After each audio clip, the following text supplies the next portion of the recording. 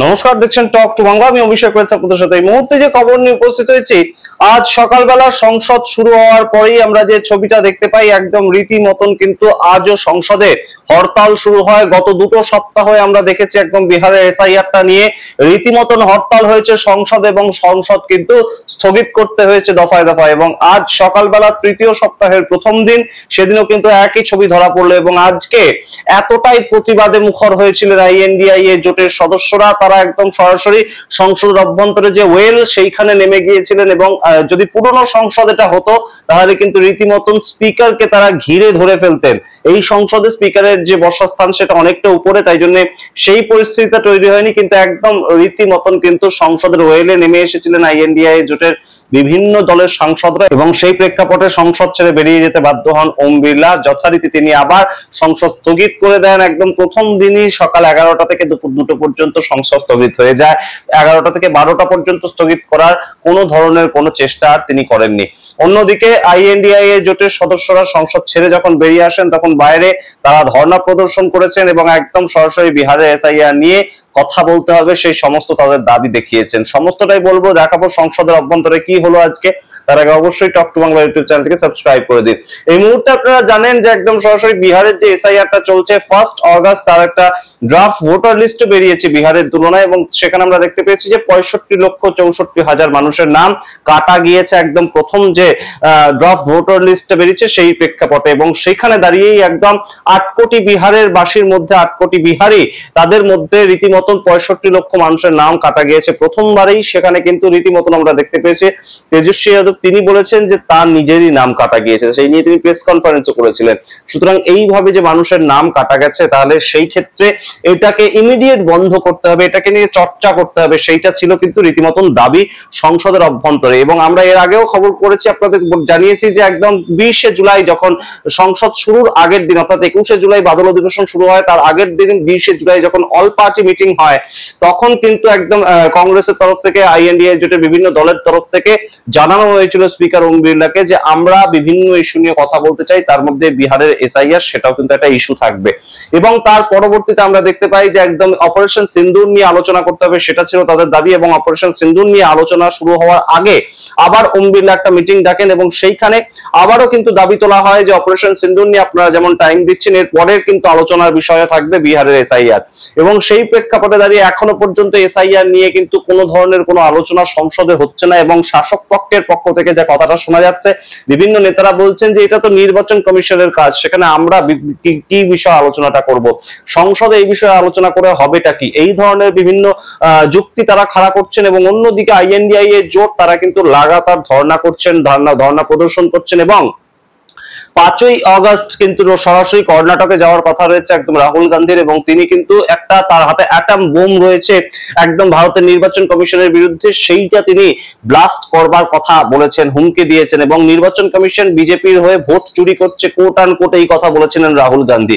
সেইটা নিয়ে এই মুহূর্তে রীতিমতন চর্চা যে রাহুল গান্ধী কর্ণাটকে যাবেন এবং প্রেস কনফারেন্স করে কি বোম ফাটাবেন তিনি, সেইটা একটা রীতিমতন দেখার বিষয় 5ই আগস্ট। তার পরবর্তীতে 7ই আগস্ট একদম পরপর কর্মসূচি, আপনারা যদি দেখেন ক্রোনোলজিটা, পরপর কর্মসূচি সাজিয়েছে একদম আইএনডিআইএ জোট। এবং 7ই আগস্ট রাহুল গান্ধীর নিজের বাড়িতে কিন্তু আইএনডিআইএ জোটের একটা রীতিমতন গেট টুগেদার বা নৈশ ভোজের আয়োজন করা হয়েছে, যেখানে তৃণমূল কংগ্রেসের তরফ থেকে অভিষেক বন্দ্যোপাধ্যায় থাকবেন, উদ্ধব ঠাকরে থাকবেন মহারাষ্ট্র থেকে, অন্য জায়গা থেকে ডিএমকে দলের তরফ থেকে অন্য ব্যক্তি থাকবেন। সুতরাং সামগ্রিকটা মিলে একটা বিরোধী জোট ঐক্যবদ্ধ হচ্ছে। এবং 2024-এর লোকসভা নির্বাচনের পরে এই যে 7ই আগস্টের রাহুল গান্ধীর বাড়িতে নৈশ ভোজের আয়োজন, সেটা কিন্তু প্রথম একটা তাদের একতাবদ্ধ ভাবে লড়াই করার এবং সামনাসামনি আসার একটা ছবি উঠে আসবে।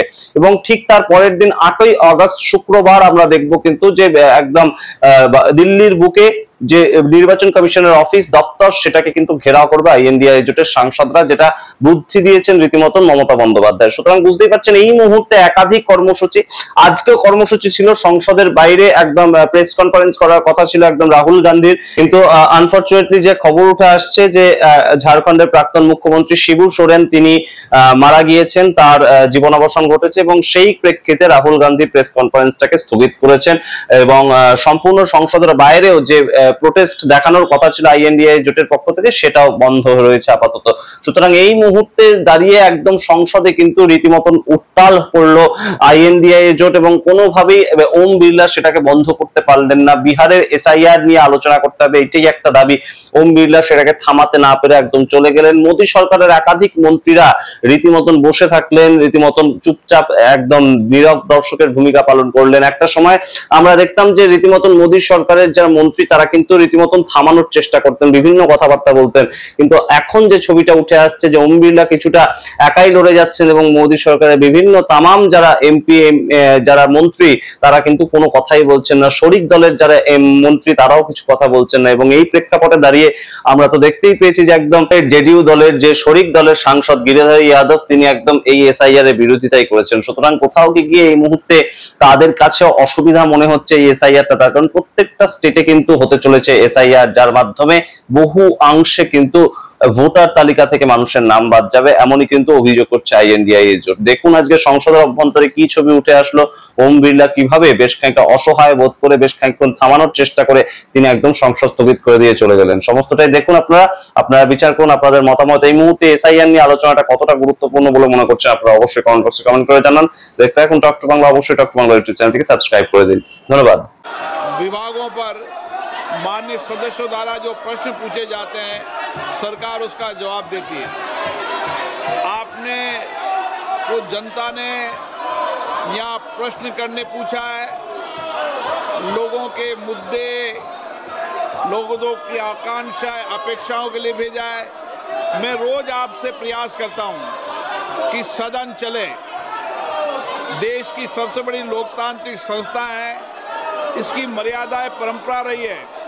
इसी सदन के अंदर हमारे पूर्व सांसदों ने अच्छी चर्चा संवाद के साथ संसद की गरिमा को बढ़ाने का काम किया है। मैं रोज प्रयास करता हूं कि आप भी संसद की गरिमा को बनाए रखें। तख्तियां, नारेबाजी, इससे सदन नहीं चलेगा।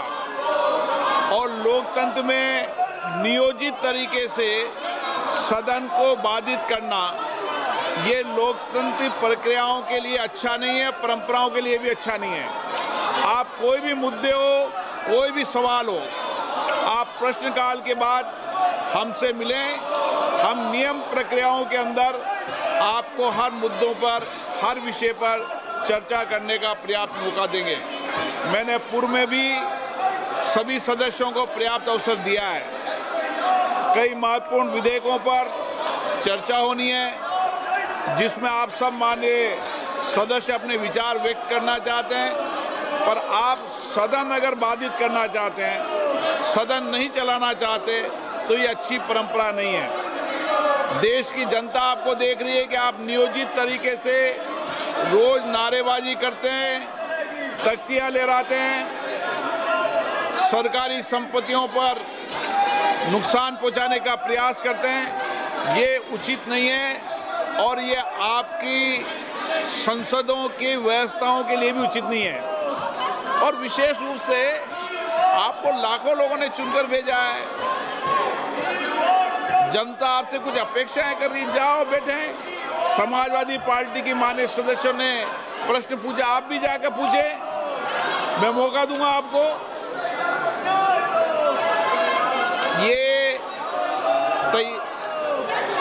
ये आचरण आपका उचित नहीं है, ये संसद की कार्य पद्धति के अनुरूप नहीं है। तो जाइए बैठिए। आप सदन नहीं चलाना चाहते, प्रश्नकाल नियोजित तरीके से बाधित करना चाहते हैं। प्रश्नकाल फिर मैं आपसे आग्रह कर रहा हूं, फिर मैं आपको मौका दे रहा हूं कि प्रश्नकाल के बाद हर विधेयक पर शून्यकाल में आपको हर मुद्दे को उठाने की परमिशन दी जाएगी।